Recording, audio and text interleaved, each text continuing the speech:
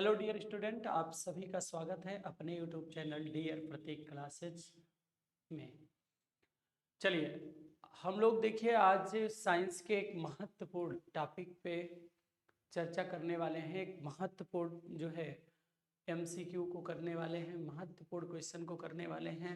ध्यान से देखिएगा, आप सभी के बीच में अभी जस्ट जो है एक महत्वपूर्ण क्वेश्चन दिख रहा होगा। आप सभी लोग इस प्यारे और महत्वपूर्ण प्रश्न को पढ़िएगा और प्यार से आंसर देने की कोशिश करिएगा। जल्दी से आप सभी लोग एक बार वीडियो को शेयर कर दीजिए, क्लास को शेयर कर दीजिए ताकि सभी लोग क्लास में जुड़ सके। चलिए आप सभी लोग जल्दी से एक बार जो है सेशन को शेयर कर दीजिए ताकि ढेर सारे लोग क्लास में जुड़ सके। चलिए ये देखिए कुछ फिजिक्स के प्रीवियस ईयर के क्वेश्चन हैं। इन प्रीवियस ईयर को हम लोग देखेंगे पहले। प्यारे और बहुत ही महत्वपूर्ण, बेहद आसान और सरल क्वेश्चन है, ठीक है। चलिए आपके सामने कह रहा है अप्रयुक्त किताबों को 2 वर्ष के लिए शेल्फ पर बनी रही जब तक कि उसे हटाया नहीं गया था। यह किसका एक उदाहरण है? जब तक कि उसको हटाया नहीं गया, तो हम लोग जानते हैं न्यूटन का प्रथम नियम। तो न्यूटन का प्रथम नियम आप सभी लोग जानते होंगे। न्यूटन का प्रथम नियम क्या कहता है? तो न्यूटन का प्रथम नियम 2 होता है। एक होता है गति का जड़त्व, जड़त्व होता है। एक होता है गति का जड़त्व, गति का जड़त्व होता है। और एक होता है विराम का जड़त्व। क्या होता है? विराम का जड़त्व होता है। तो आप सभी लोग जानते होंगे गति का जड़त्व क्या कहता है। न्यूटन का पहला नियम कहता है यदि कोई वस्तु गतिमान अवस्था में है तो वह तब तक गतिमान अवस्था में बनी रहेगी जब तक कि उस पे बाह्य बल लगा करके उसकी अवस्था में परिवर्तन न किया जाए। और विराम का जड़त्व क्या कहता है? विराम का जड़त्व कहता है यदि कोई वस्तु विरामावस्था में पड़ी है तो वो तब तक विरामावस्था में पड़ी रहेगी जब तक कि उस पर बाह्य बल लगा करके उसकी अवस्था में परिवर्तन नहीं किया जाएगा। कह रहा है तो किसका एक उदाहरण है? अगर कोई वस्तु 2 वर्ष तक मेज पे पड़ी रहती है तो वो न्यूटन का कौन सा नियम हो जाएगा? न्यूटन की गति का क्या तृतीय नियम? नहीं, न्यूटन के गति का तृतीय नियम क्या कहता है? ये तो क्रिया प्रतिक्रिया का नियम है। क्या है? न्यूटन का तृतीय नियम क्या है? क्रिया प्रतिक्रिया का नियम है। एक तरफ से क्रिया किया जाएगा तो दूसरे तरफ से क्या होगी? दूसरे तरफ से प्रतिक्रिया होगी। एक तरफ से क्रिया किया जाएगा, दूसरे तरफ से प्रतिक्रिया होगी। आंशिक रूप से न्यूटन के गति का प्रथम नियम, आंशिक रूप से कह रहा है न्यूटन के गति का प्रथम नियम। आंशिक रूप मतलब क्या थोड़ा न्यूटन का प्रथम नियम लगेगा? नहीं, ये भी गलत है, ये भी गलत है। कह रहा है न्यूटन के गति का प्रथम नियम, न्यूटन के गति का द्वितीय नियम। द्वितीय नियम है F बराबर ma, F बराबर ma। ये क्या होता है? किसी वस्तु पर जो बल लगता है उसके द्रव्यमान और त्वरण के गुणनफल के बराबर उस पे बल लगता है। तो न्यूटन के गति का प्रथम नियम, इसका क्या हो जाएगा? अगर 2 वर्ष तक कोई वस्तु एक स्थान पर पड़ी है, 2 वर्ष तक उसी अवस्था में पड़ी रहती है, तो इस पे न्यूटन का कौन सा नियम लगेगा? प्रथम नियम लगेगा। तो इस प्यारे और महत्वपूर्ण प्रश्न का जवाब जितने लोग सी ऑप्शन देंगे उनका बिल्कुल करेक्ट हो जाएगा। दरवाजा देख लीजिए भैया। चलिए इस प्यारे और महत्वपूर्ण प्रश्न का जवाब कौन सा हो जाएगा? तो वो हो जाएगा सी ऑप्शन। चलिए एक बार हम लोग चलते हैं अगले प्रश्न की तरफ। अगला प्रश्न आप सभी लोग जल्दी से पढ़िए और ध्यान से देखिए, इसको अच्छे से समझिए, उसके बाद प्यार से बताइएगा। कह रहा है मैं दीवार पर मारने के लिए गेंद फेंकता हूं और वह वापस मेरे पास आ जाती है। ये किसका एक उदाहरण है? तो ध्यान से देखिएगा। पहली बात हम लोग जानते हैं, अगर न्यूटन को पढ़ रहे हैं तो न्यूटन का गति संबंधी जो नियम है वो 3 नियम है, आप सभी को पता होना चाहिए। एक प्यार से कहलाता है प्रथम नियम। क्या कहलाता है? प्रथम नियम। एक को हम लोग कहते हैं द्वितीय नियम और एक होता है हमारा तृतीय नियम।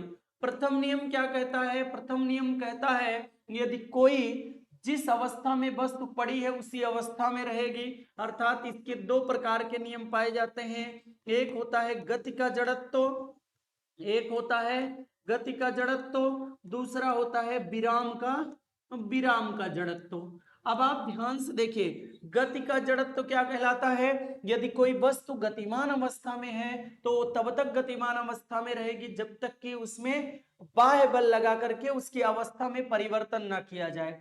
और विराम का जड़त्व तो क्या है? यदि कोई वस्तु विरामावस्था में है तो तब तक विरामावस्था में पड़ी रहेगी जब तक कि उस पे बाह्य बल लगा करके परिवर्तन न किया जाए। और ये द्वितीय नियम बता रहे हैं, यह बराबर यम में होता है, अर्थात किसी वस्तु पर लगाया गया बल जो होता है द्रव्यमान द्रव्यमान और इंटू त्वरण के गुणनफल के क्या होता है?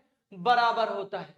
तृतीय नियम क्या होता है भैया? क्रिया प्रतिक्रिया का नियम। एक तरफ से क्रिया तो दूसरे तरफ से प्रतिक्रिया। जैसे ये होता है कि हम नदी में नाव से अगर मुझे कूदना है, जंप करना है, तो हम लोग क्या करते हैं? नाव को नीचे की तरफ दबाते हैं और नाव मुझे ऊपर को जंप करने में क्या हो जाती है? सहायक हो जाती है। तो न्यूटन का तृतीय नियम लगता है।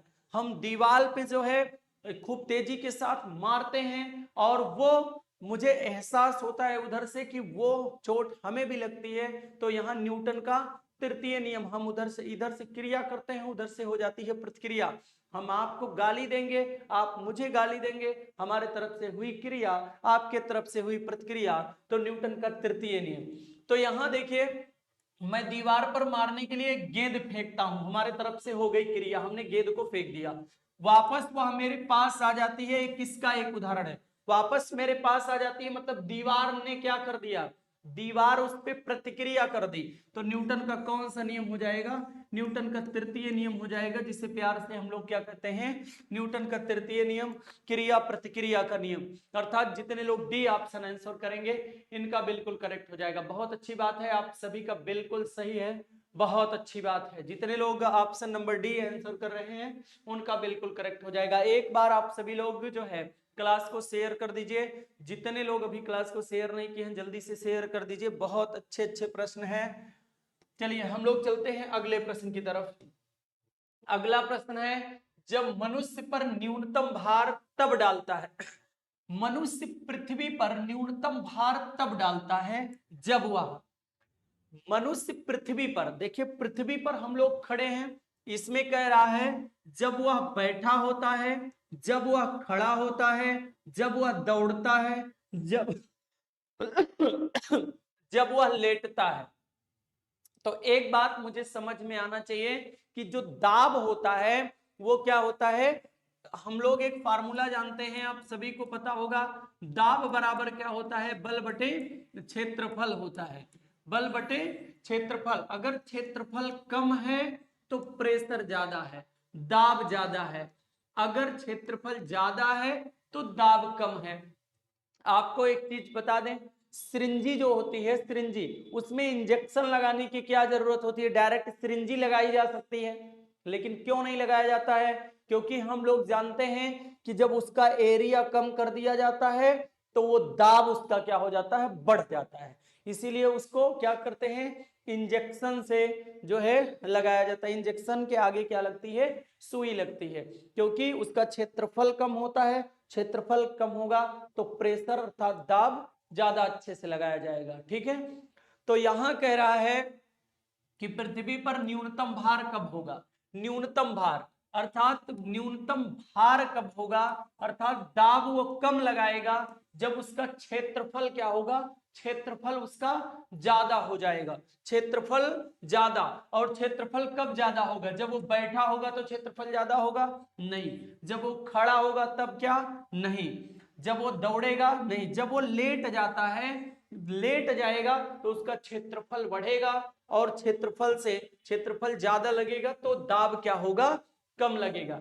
आपको पता होना चाहिए, अगर ऐसे करके हम यहाँ खूब तेजी के साथ बल लगाते हैं तब ज्यादा दर्द करेगा, कि इसको ऐसे करेंगे तब ज्यादा? ये तो क्षेत्रफल बढ़ गया ना, अब दाब नहीं लग पाएगा, दाब कम लगेगा, दाब कम लगेगा। तो हम कहते हैं कि दाब बराबर होता है बल बटे क्षेत्रफल के। मतलब क्षेत्रफल का मान अगर ज्यादा है तो दाब कम लगेगा, अगर क्षेत्रफल का मान कम है तो दाब ज्यादा लगेगा। तो वो न्यूनतम भार कब डालेगा? जब वह लेटा होता है, जब वह लेटा होता है। अर्थात इसका डी ऑप्शन जितने लोग आंसर करेंगे उनका बिल्कुल करेक्ट हो जाएगा। आप सभी लोग डी जितने लोग डी ऑप्शन आंसर कर रहे हैं उनका बिल्कुल करेक्ट हो जाएगा। ठीक है, बहुत अच्छी बात है, आप सभी का डी ऑप्शन है बिल्कुल करेक्ट है। ठीक है, इस प्यारे और महत्वपूर्ण प्रश्न के बाद हम लोग चलते हैं अगले प्रश्न की तरफ। अगला क्या कह रहा है हमारा प्रश्न, कह रहा है ठोस पदार्थों में ऊष्मांतर ऊष्मा ऊष्मांतरण ऊष्मा हस्तांतरण, मतलब ऊष्मा अंतरण का मतलब होता है ऊष्मा हस्तांतरण की प्रक्रिया को डाट डाट के रूप में जाना जाता है।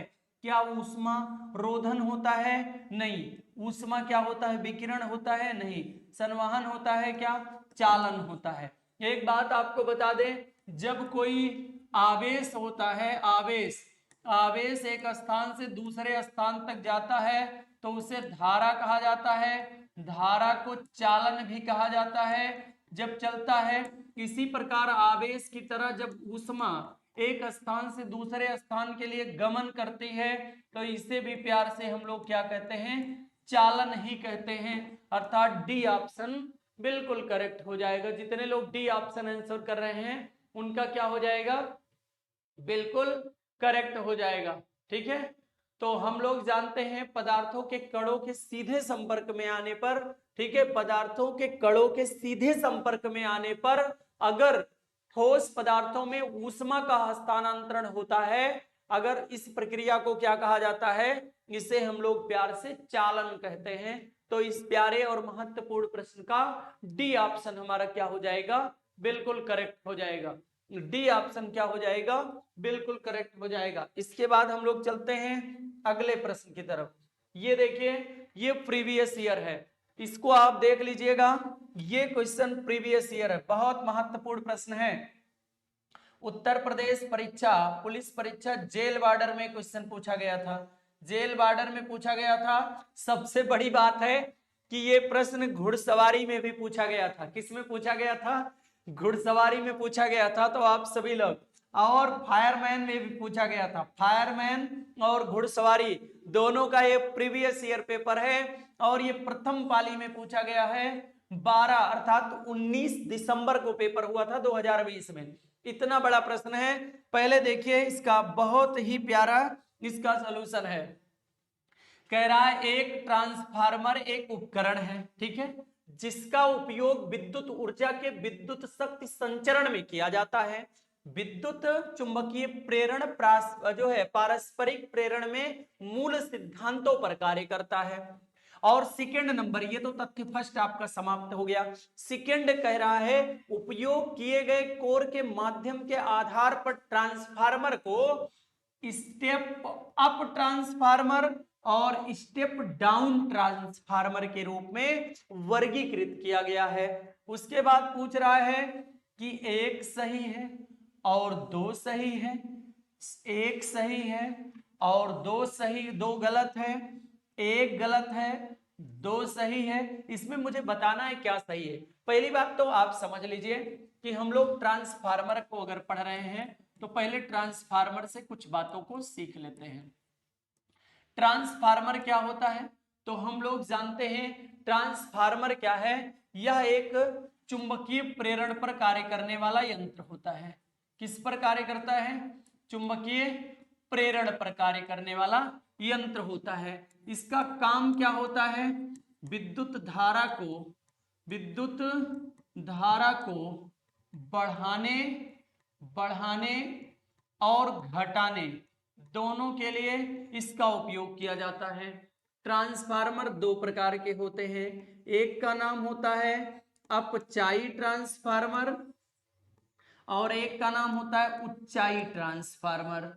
अपचाई और उच्चाई ट्रांसफार्मर, उसी को यहाँ step up transformer, step down transformer के नाम से दर्शाया गया है। अब आप ध्यान से देखें, ट्रांसफार्मर जो होता है ये धारा को उच्च और निम्न करने के उपयोग में होता है। तो बताइए कौन सी धारा होती है? जो प्रत्यावर्ती धारा हमारी होती है वही धारा बढ़ती और घटती रहती है, तो उसी में ट्रांसफार्मर की आवश्यकता होती है। ट्रांसफार्मर केवल किसमें लगाए जाते हैं? तो ट्रांसफार्मर केवल प्रत्यावर्ती धारा में लगाए जाते हैं। ट्रांसफार्मर किस में नहीं लगाए जाते?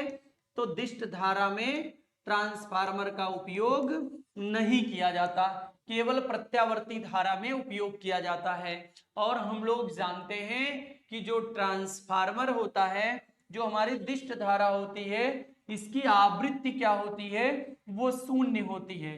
क्यों? क्योंकि ये दो ही स्टेप को जानता है। दिष्ट धारा जो हमारा डायरेक्ट करंट होता है, ये केवल दो ही स्टेप को जानता है, एक जीरो और एक उच्च को। बस इसके अलावा ये बढ़ती और घटती नहीं है। अर्थात इसकी आवृत्ति क्या होती है? आवृत्ति इसकी शून्य होती है। दृष्ट धारा की आवृत्ति क्या होती है? शून्य होती है। तो यहां हमें दो तीन बातें देखने को मिल जाती हैं कि इसमें ट्रांसफार्मर में उपयोग किए जाने वाले दोनों तथ्य। पहली बात, ट्रांसफार्मर एक उपकरण है, सही बात है। इसका उपयोग विद्युत ऊर्जा के शक्ति संचरण में किया जाता है, बहुत अच्छी बात है, सही है। कह रहा है विद्युत चुंबकीय प्रेरण पर पारस्परिक मूल सिद्धांतों पर कार्य करता है। तो भैया ये विद्युत चुंबकीय प्रेरण पर कार्य करता है ट्रांसफार्मर, तो इनका पहला वाला तथ्य तो हमें सही लगा। दूसरा कह रहा उपयोग किए गए कोर के माध्यम के आधार पर ट्रांसफार्मर को दो भागों में, एक अपचाई एक उच्चाई, या इसी को हम कहें step up transformer, step down transformer में वर्गीकृत किया गया है। तो ये भी आपकी बात सही है। तो हम कह सकते हैं एक सही है और दो सही है, अर्थात इसमें क्या हो जाएगा? हमारा दोनों सही हो जाएगा। तो जितने हमारे स्टूडेंट्स, प्रिय छात्र, जितने ए ऑप्शन आंसर कर रहे हैं उनका बिल्कुल करेक्ट हो जाएगा। बहुत अच्छी बात है। 10 नंबर का आंसर कौन सा हो जाएगा?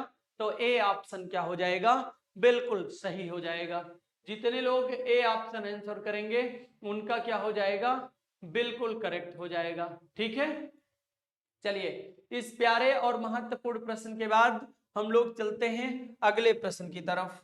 अगला आपका प्यारा और महत्वपूर्ण प्रश्न लीजिए, previous year UP police constable 2014 का प्रश्न है। यूपी पुलिस कांस्टेबल 2014 का प्रश्न है। कह रहा है विद्युत का सबसे अच्छा चालक है, विद्युत का सबसे अच्छा चालक पूछ रहा है। तो पहली बात तो सबसे अच्छे चालक की हम लोग चर्चा करेंगे। तो सबसे अच्छा चालक क्या होता है? तो पहली बात हम लोग जानते हैं चांदी होता है, जिसे प्यार से हम लोग क्या कहते हैं? सिल्वर कहते हैं। क्या कहते हैं? सिल्वर कहते हैं। फिर कापर होता है, ठीक है, कापर होगा। फिर नंबर लगेगा एल्यूमिनियम का, एल्यूमिनियम का नंबर लग जाएगा। अब उसके बाद ये हमसे पूछ रहा है विद्युत का सबसे अच्छा चालक कौन है? तो सिल्वर, कापर और एल्यूमिनियम सबसे अच्छा चालक है। इसमें आप बता दो विद्युत का सबसे अच्छा चालक लोहा है, सिलिकॉन है, कापर है, सिरामिक है। अगर इसमें चांदी का नंबर नहीं लगता है, चांदी नहीं है अगर ऑप्शन में, तो आप कापर को प्राथमिकता दे दीजिए। अर्थात हमारा सी ऑप्शन क्या हो जाएगा? बिल्कुल करेक्ट हो जाएगा। अब आप सभी लोग जानते होंगे, चालक को तो जान रहे हैं, जिसमें आवेश क्या होता है? आवेश जो है आसानी से गमन करता है। आवेश आसानी से क्या करता है? गमन करता है। उसे हम लोग क्या कहते हैं भैया? इसे प्यार से हम लोग क्या कहते हैं? चालक कहते हैं। तो इस प्यारे और महत्वपूर्ण प्रश्न का जवाब क्या हो जाएगा? तो इसका सी ऑप्शन जितने लोग आंसर करेंगे उनका बिल्कुल करेक्ट हो जाएगा। आइए इसके बाद हम लोग चलते हैं अगले प्रश्न की तरफ। कह रहा है बैगनी रंग के प्रकाश की तरंग दैर्घ्य लगभग होती है। तो बैगनी रंग के तरंग दैर्घ्य की प्रकाश क्या होती है? तो आप सभी लोग जानते होंगे 455 से 390 nm के बराबर होती है। तो इसके लिए कौन सा सही हो जाएगा? C option. ये भी प्रीवियस ईयर का क्वेश्चन है, पुलिस कांस्टेबल में पूछा गया है। आप सभी लोग जानते होंगे इसका कौन सा ऑप्शन करेक्ट हो जाएगा? सी ऑप्शन करेक्ट हो जाएगा। जितने लोग सी ऑप्शन आंसर करेंगे उनका क्या हो जाएगा? बिल्कुल करेक्ट हो जाएगा। अगर हम लोग यहाँ लाल रंग पूछा होता, बैगनी और लाल रंग ही पूछता है, लाल का पूछता है। अगर आवृत्ति मुझे एंगस्ट्रॉम में उसमें पूछेगा, जो है हर्ट्ज में पूछेगा, तब तो हम तो बता ही देंगे। और लाल रंग की ज्यादा पूछता है तो याद रखिएगा लाल रंग का कितना होता है? 520 से 740 nm होता है। लाल रंग जरूर याद रखिएगा और बैगनी रंग का 455 से 390 के आसपास होता है। ठीक है, चलिए इस प्यारे और महत्वपूर्ण प्रश्न के बाद हम लोग चलते हैं अगले प्रश्न की तरफ। ध्यान से देखिए, पूछ रहा है भैया प्रकाश वर्ष के बारे में। तो ध्यान से देखिए, प्रकाश वर्ष किसका एक मात्रक होता है? तो पहली बात आप बताइए, प्रकाश वर्ष के बारे में आप सभी लोग जल्दी से बताएंगे। इसका आंसर क्या हो जाएगा? तो आप सभी लोग जानते हैं प्रकाश वर्ष किसका एक मात्रक है? तो ये दूरी का एक मात्रक है। किसका एक मात्रक है? दूरी का एक मात्रक है, हम लोग जानते हैं। और एक प्रकाश वर्ष बराबर हम लोग जानते हैं, एक प्रकाश वर्ष बराबर कितना होता है? 9.46 × 10⁻15 मीटर बराबर होता है। अर्थात ये प्रकाश वर्ष क्या होता है? एक दूरी का एक मात्रक होता है। और ये जो है इसका उपयोग क्या होता है? खगोलीय दूरी मापने के लिए उपयोग किया जाता है। जो प्रकाश वर्ष होता है इसका उपयोग कौन सी दूरी मापने के लिए किया जाता है? खगोलीय दूरी मापते हैं भैया। तो ये है तो एक दूरी, तो ये किसका प्रकाश वर्ष किसका मापन करता है? किसका? तो दूरी का। इसका ए ऑप्शन क्या हो जाएगा हमारा? बिल्कुल करेक्ट हो जाएगा। और हम यद्यपि दूरी के सबसे बड़ी इकाई की अगर हम लोग चर्चा करें तो सबसे बड़ी इसकी इकाई क्या होती है? वो तो पारसेक होती है। यहाँ पारसेक भी याद रखना, पारसेक भी बहुत इंपॉर्टेंट है। ठीक है, क्या होता है? पारसेक भी इसी का एक मात्रक है। ठीक है, प्रकाश जो है एक प्रकाश जो इससे बड़ा मात्रक, प्रकाश वर्ष से बड़ा मात्रक क्या होता है? पारसेक होता है। वो एक पारसेक बराबर 3.26 प्रकाश वर्ष होता है।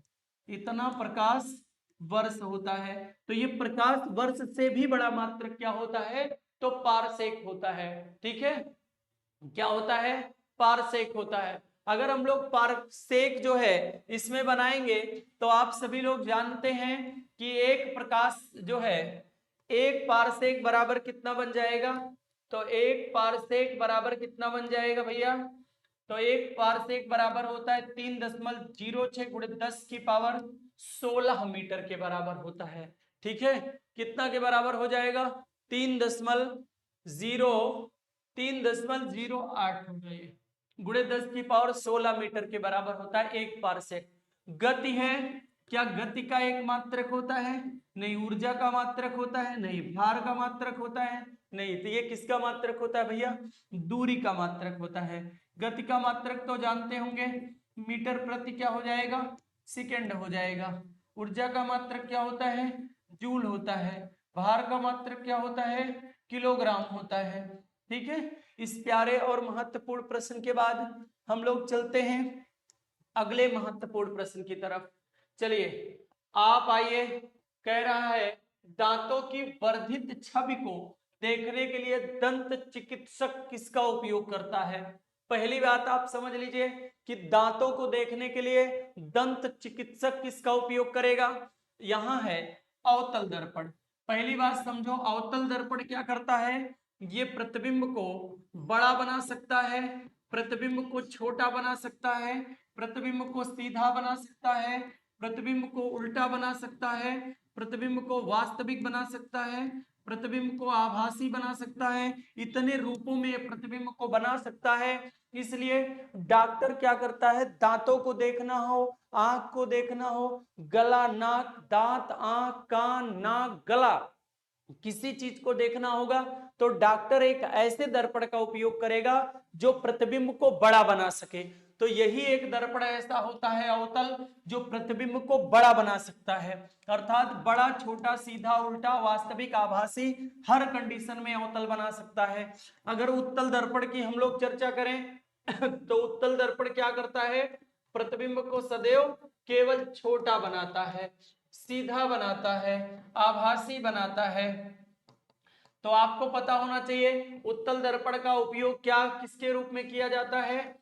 साइड मिरर के रूप में किया जाता है। किसके रूप में? साइड दर्पण के रूप में इसका उपयोग। सादा दर्पण की हम लोग चर्चा करेंगे तो सादा दर्पण क्या होता है? समतल दर्पण क्या होता है? तो समतल दर्पण का उपयोग चेहरा देखने के लिए करते हैं। चेहरा देखने के लिए करते हैं, चेहरा देखने के लिए करते हैं। सादा दर्पण क्या होता है, इसके फोकस दूरी खूब पूछी जाती है। सादा दर्पण की फोकस दूरी क्या होती है, अनंत होती है। इसकी वक्रता हम लोग त्रिज्या की चर्चा करेंगे, इसकी त्रिज्या क्या होती है, अनंत होती है। इसके हम लोग केंद्र की चर्चा करेंगे, सादा दर्पण का केंद्र कहाँ होता है, वो भी अनंत होता है। और अगर वस्तु को देखना हो, सादा दर्पण में किसी वस्तु को देखना हो, तो वस्तु की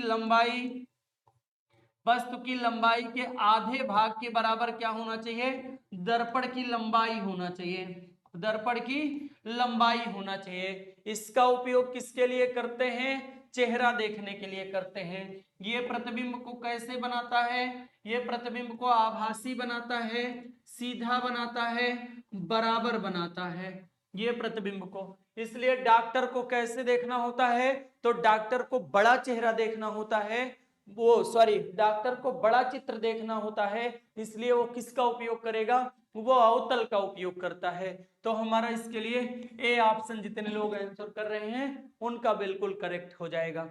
ए ऑप्शन क्या हो जाएगा, करेक्ट हो जाएगा। जितने लोग ए ऑप्शन आंसर कर रहे हैं उनका क्या हो जाएगा, बिल्कुल करेक्ट हो जाएगा। ठीक है, चलिए इस प्यारे और महत्वपूर्ण प्रश्न के बाद हम लोग चलते हैं अगले प्रश्न की तरफ। अगला प्रश्न हमारा आ जाता है, जल्दी से आप सभी लोग बताएंगे।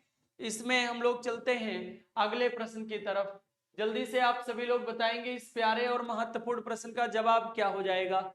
कह रहा है दृष्टि वैषम्य को किस लेंस का उपयोग से दूर किया जाता है। आप सभी लोग बताइए ये किसके उपयोग से जो है इसको दूर किया जा सकता है, जल्दी से आप बताइए। तो दृष्टि जो होता है इसको किसके उपयोग से जो है दूर किया जाता है, जल्दी से बताइएगा।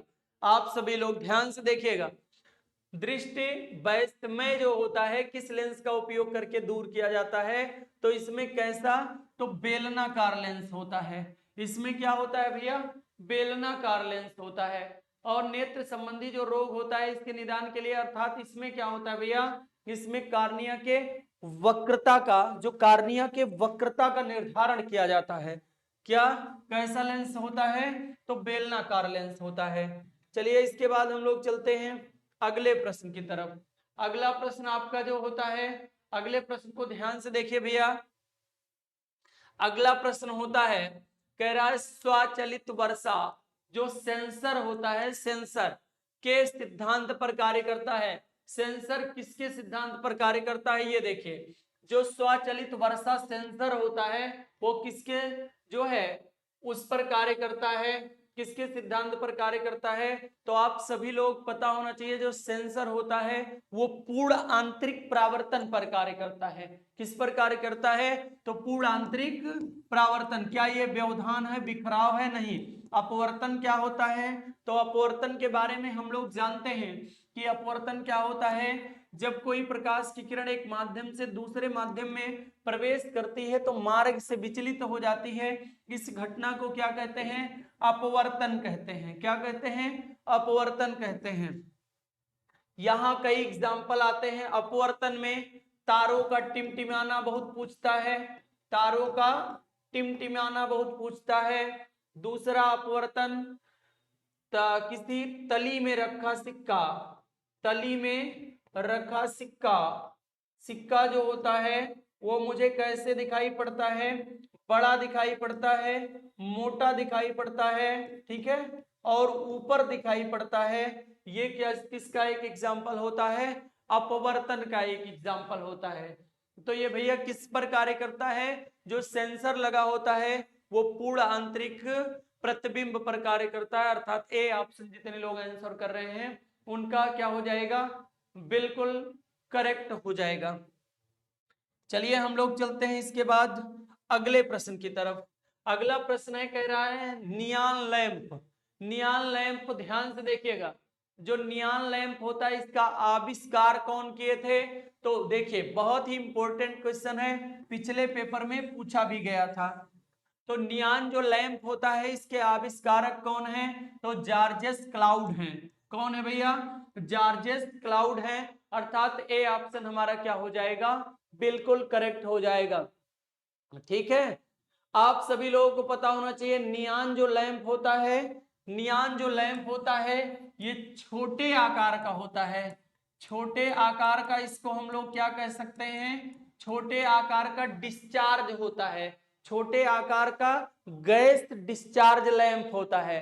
क्या होता है, छोटे आकार का क्या होता है भैया, गैस डिस्चार्ज लैंप होता है। छोटे आकार का गैस डिस्चार्ज लैंप होता है। और आपको पता होना चाहिए इसमें अगर लगभग हम लोग वोल्टेज की चर्चा करें तो इसमें लगभग कितना वोल्ट होती है, लगभग 100 वोल्ट की, कितना वोल्ट ऊर्जा होती है भैया, 100 वोल्ट का विभव होता है इसका। ठीक है, कितना होता है, 100 वोल्ट का। और इसमें लगभग अगर हम लोग धारा की चर्चा करेंगे तो 100 वोल्ट होता है और लगभग 100 माइक्रो एम्पियर धारा भी होती है, 100 माइक्रो एम्पियर होता है। ठीक है, और यहां से एक जो है रंग भी निकलता है नियॉन लैंप से। ठीक है, किस कलर का होता है, तो नीला कलर का, नीला कलर का जो है, सॉरी एक मिनट,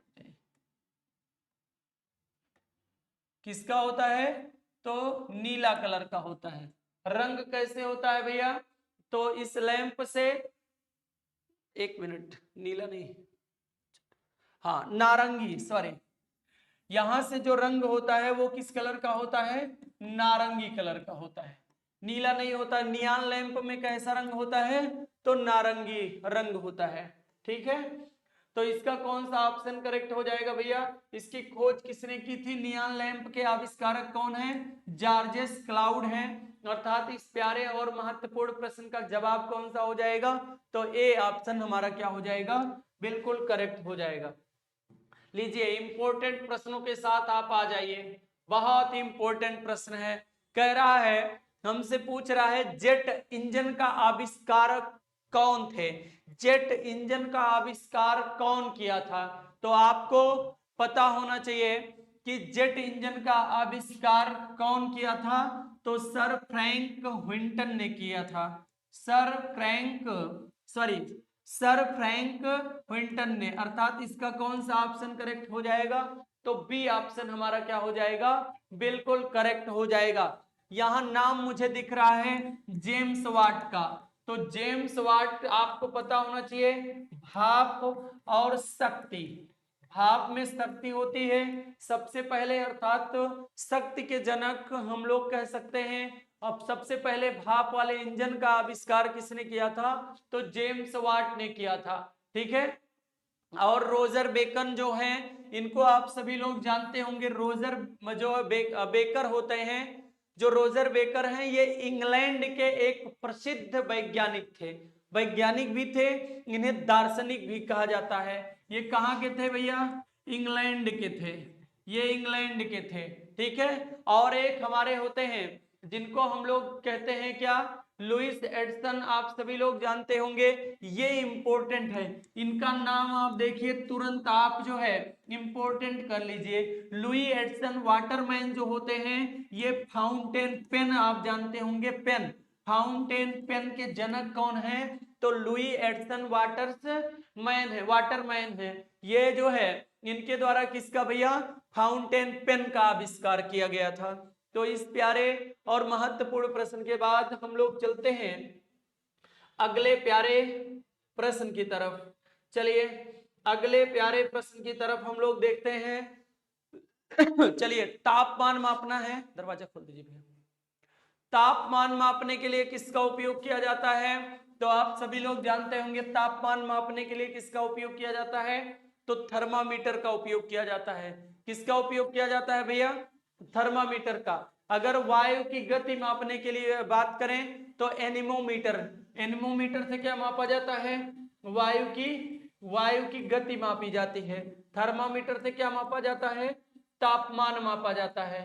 ठीक है, तो इसका डी ऑप्शन जितने लोग आंसर कर रहे हैं उनका बिल्कुल करेक्ट हो जाएगा। इस प्यारे और महत्वपूर्ण प्रश्न के बाद हम आज अपनी वाणी को यही विराम देते हैं। हम लोग पुनः मिलेंगे एक दूसरे और बेहतरीन क्लास में, तब तक के लिए आप सभी लोग स्वस्थ रहें, मस्त रहें और व्यस्त रहें। अब इसके बाद हमारे जो है कुछ महत्वपूर्ण प्रश्न के साथ आते हैं सौरभ सर, आप सभी लोग इन प्यारे और महत्वपूर्ण प्रश्न को देखिए। सौरभ सर आएंगे बायो के क्वेश्चन को लेकर, ठीक है। बहुत महत्वपूर्ण प्रश्न है आप सभी लोगों के लिए, तो आप सभी लोग देखते रहिए बायो के क्वेश्चन को। चलिए, बहुत बहुत धन्यवाद आप सभी का सेशन में जुड़ने के लिए। आप सभी लोग एक बार क्लास को शेयर कर दीजिए ताकि और लोग भी जुड़ सकें। जय हिंद दोस्तों, मैं सौरभ आप सभी का डियर प्रतीक कोचिंग क्लासेस में स्वागत करता हूं। दोस्तों, हमारा पहला प्रश्न है, निम्नलिखित में से कौन सा रोग बैक्टीरिया के कारण होता है? आपको बताना है निम्नलिखित में से कौन सा रोग बैक्टीरिया के कारण होता है। क्या इन्फ्लुएंजा रोग होता है, निमोनिया होता है, चेचक या जुकाम? तो दोस्तों, इसमें से जो हमारा ऑप्शन सही है वो है निमोनिया। निमोनिया दोस्तों जीवाणुओं के कारण होता है। निमोनिया जो रोग है ये जीवाणु के कारण होता है। वो भी किस जीवाणु के कारण दोस्तों? इसका जो कारक है उसका कारक का नाम है डुप्लोकोस। डुप्लोकोस न्यूमोनी, डुप्लोकोस निमोनी है दोस्तों, डुप्लोकोस निमोनी है। और यह किस अंग को प्रभावित करता है? तो यह दोस्तों फेफड़ा को प्रभावित करता है। यह किसको प्रभावित करता है? फेफड़ा का। और बाकी दोस्तों इन्फ्लुएंजा जो रोग है ये वायरस के कारण होता है। किसके कारण होता है? वायरस के कारण होता है। वो भी किस वायरस के कारण होता है? तो मेरे दोस्तों यह मिक्सो वायरस के कारण होता है। किस वायरस के कारण होता है? यह मिक्सो वायरस के कारण होता है। और चेचक दोस्तों, चेचक सभी को पता है, इसे स्मॉल पॉक्स के नाम से जाना जाता है। इसे स्मॉल पॉक्स के नाम से जाना जाता है। और यह जो रोग होता है दोस्तों, यह जो रोग होता है यह बैरीसेला, यह जो रोग है दोस्तों, यह जो रोग होता है बैरीओला, सॉरी दोस्तों, यह जो रोग है यह बैरीओला नामक वायरस के कारण होता है। बैरीओला वायरस के कारण होता है। आपको यहां पर मैं बता दूं दोस्तों, चेचक, हमारा भारत देश चेचक मुक्त हो चुका है। इसकी घोषणा 2014 में हो चुकी है। मतलब दोस्तों 2014 तक हमारा भारत जो है वो चेचक मुक्त हो चुका है। इसके बाद अगला क्वेश्चन हम लोग देखते हैं। अगला क्वेश्चन जो है दोस्तों वो हमारे परिवहन तंत्र से संबंधित है। क्वेश्चन है कि महाधमनी डाट डाट, महाधमनी डाट डाट के सिरे पर शुरू होती है। तो महाधमनी किसके सिरे पर शुरू होती है? दोस्तों आपको मैं बता दूं कि यह क्वेश्चन रुधिर परिसंचरण तंत्र से आया है। यह क्वेश्चन किससे आया है दोस्तों? यह क्वेश्चन रुधिर परिसंचरण तंत्र से आया है। और परिसंचरण तंत्र में ही दोस्तों आपको हृदय मिलता है। परिसंचरण तंत्र में आपको क्या मिलता है दोस्तों? हृदय मिलता है, जो धमनी और शिरा द्वारा, धमनी और शिरा द्वारा शरीर में रुधिर को प्रवाहित करता है।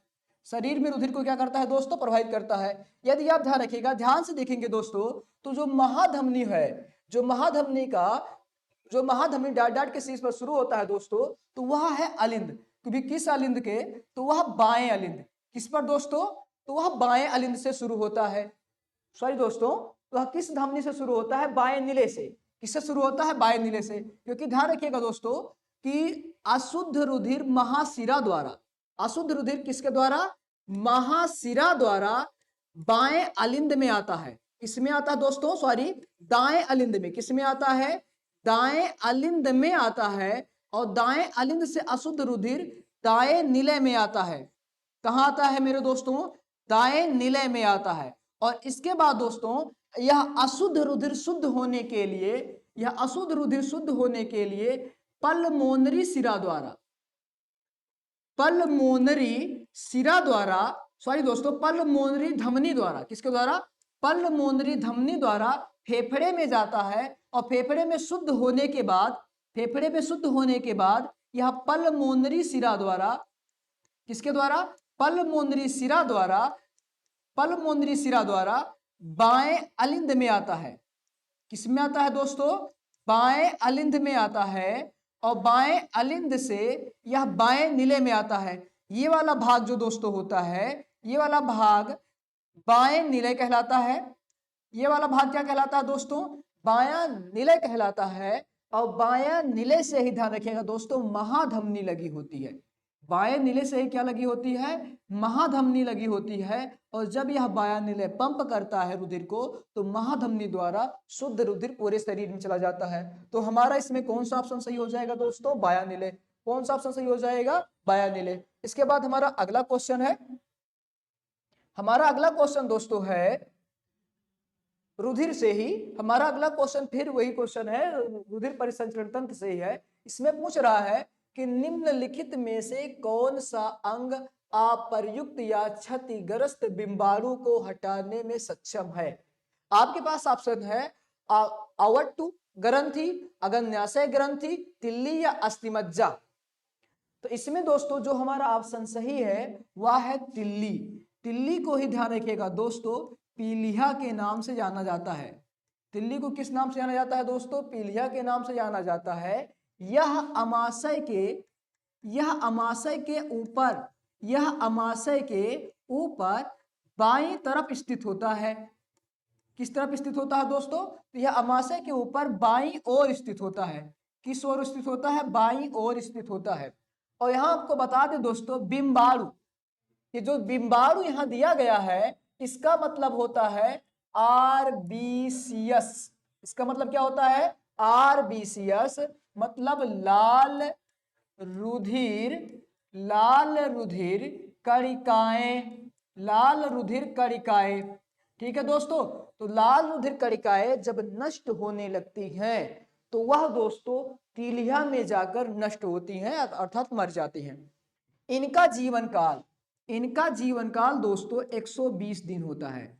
इनका जीवन काल कितना दिन होता है दोस्तों? 120 दिन होता है। और ध्यान रखिएगा, लाल रुधिर कणिकाओं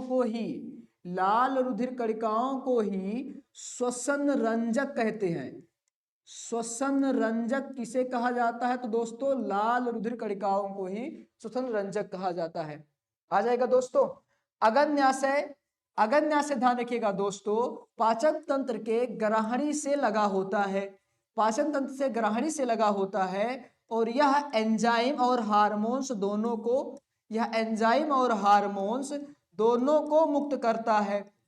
ठीक है दोस्तों। और यह एक प्रकार की मिश्रित ग्रंथि है। ये एक प्रकार की कैसी ग्रंथि है? तो एक प्रकार की मिश्रित ग्रंथि है। अग्न्याशय क्या है? मिश्रित ग्रंथि है। ठीक है दोस्तों। वही दोस्तों जो अवट्टु ग्रंथि है, इस ग्रंथि को हम लोग थायराइड ग्रंथि के नाम से जानते हैं। किस नाम से जानते हैं? थायराइड ग्रंथि के नाम से जानते हैं। थायराइड ग्रंथि के नाम से जानते हैं दोस्तों, जो निचले गर्दन के पास पाई जाती है दोस्तों। जो निचले गर्दन यहां पर पाई जाती है, कि निचले गर्दन के भागों में पाई जाती है। निचले गर्दन के भागों में पाई जाती है दोस्तों। ठीक है दोस्तों।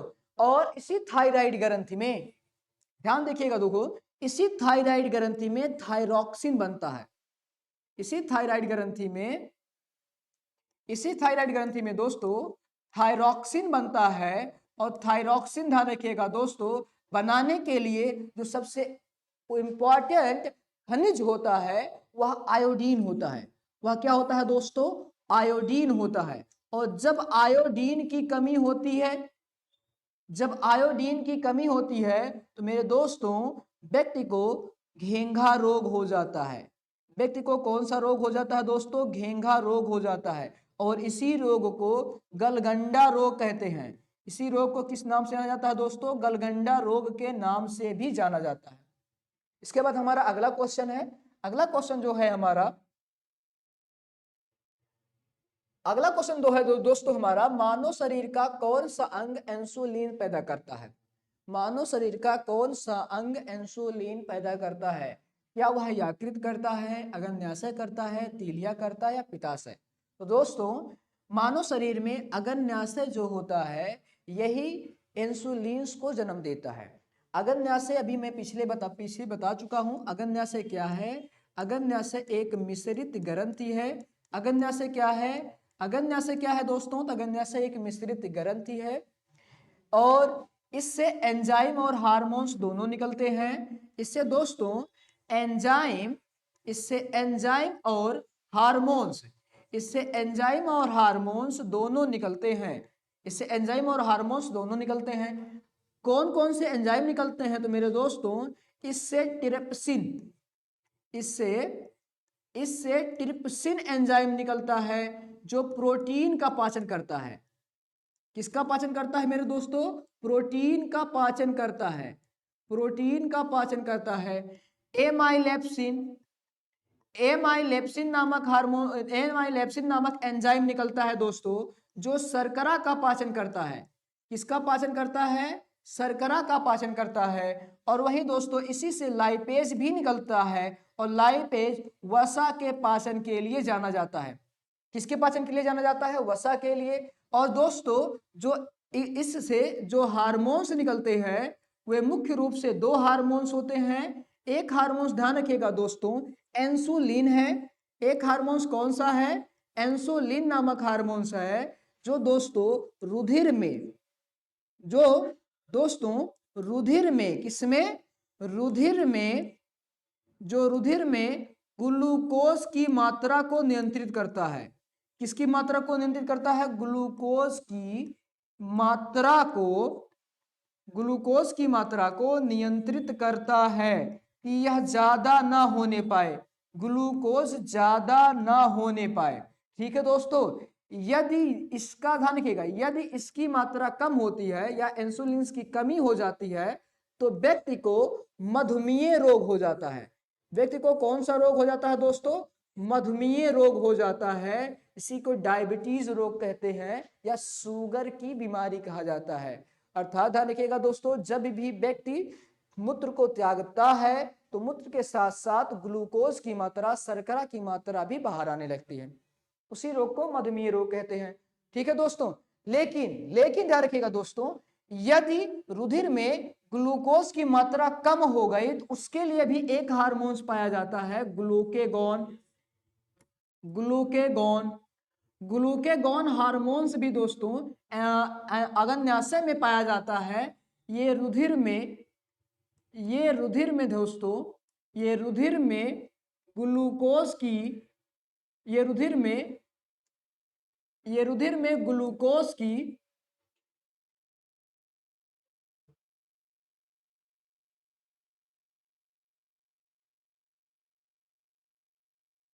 ये रुधिर में दोस्तों ग्लूकोज की मात्रा को बढ़ाता है, मात्रा को बढ़ाता है। जब ग्लूकोज की मात्रा रुधिर में कम हो जाती है तो ग्लूकेगॉन जो होता है दोस्तों ग्लाइकोजन को ग्लूकोज में कन्वर्ट करता है। यकृत क्या है दोस्तों? यकृत के बारे में भी ध्यान रखिएगा दोस्तों, शरीर की सबसे बड़ी ग्रंथि, शरीर की सबसे बड़ी ग्रंथि, शरीर की सबसे बड़ी ग्रंथि, शरीर की सबसे बड़ी ग्रंथि जो होती है वह यकृत ग्रंथि होती है। यकृत ग्रंथि में ही दोस्तों, यकृत ग्रंथि में ही पित्त रस का निर्माण होता है। यकृत ग्रंथि में किसका निर्माण होता है दोस्तों? पित्त रस का निर्माण होता है। ठीक है दोस्तों, पित्त रस कैसा होता है? पित्त रस क्षारीय होता है। पित्त रस कैसे होता है? पित्त रस क्षारीय होता है। ठीक है दोस्तों, आगे आते हैं अगले क्वेश्चन पे हमारे।